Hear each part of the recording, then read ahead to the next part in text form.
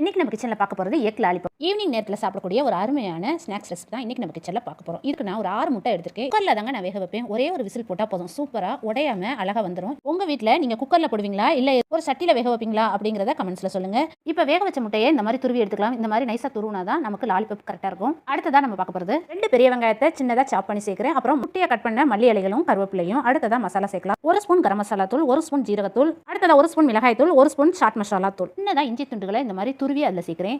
அடுத்தது எல்லாத்துக்கும் கரெக்டாக வர மாதிரி தேவைக்கேற்ப சால்ட் சேர்த்து இது எல்லாத்தையும் நல்லா மிக்ஸ் பண்ணிட்டு கடைசியாக 1 கப் பிரெட் கிராம்ஸை சேர்த்து நல்லா மிக்ஸ் பண்ணிக்கலாம். நல்லா கையால் நல்லா மிக்ஸ் பண்ணி உருண்டை பிடிச்சி இந்த மாதிரி எடுத்து வச்சுக்கிட்டு இது ஓரமாக இருக்கட்டும். அடுத்த 2 பவுலில் 1 பவுலில் பிரெட் கிராம்ஸ் எடுத்திருக்கேன். இன்னொரு பவுலில் 2 ஸ்பூன் மைதா சேர்த்து 1/2 ஸ்பூன் மிளகுத்தூள், கொஞ்சம் சால்ட் சேர்த்து தண்ணி ஊற்றி இந்த மைதாவை நல்லா மிக்ஸ் பண்ணிக்கலாம். இப்போ நம்ம உருட்டின லாலிபாப்பை கொஞ்சம் மைதாவில் நல்லா டெக் பண்ணி எடுத்துட்டு அந்த பிரெட் கிராம்ஸில் நல்லா மிக்ஸ் பண்ணிட்டு இதை ஒரு 5 நிமிஷம் எல்லாத்தையுமே உருட்டி வச்சிடலாம். இந்த மாதிரி ரெடி பண்ணி இப்போ சூடான ஆயிலில் எல்லாத்தையுமே பொரிச்சு எடுத்தாக்க சூப்பரான லாலிபாப். இதில் வந்து டொமேட்டோ சாஸ்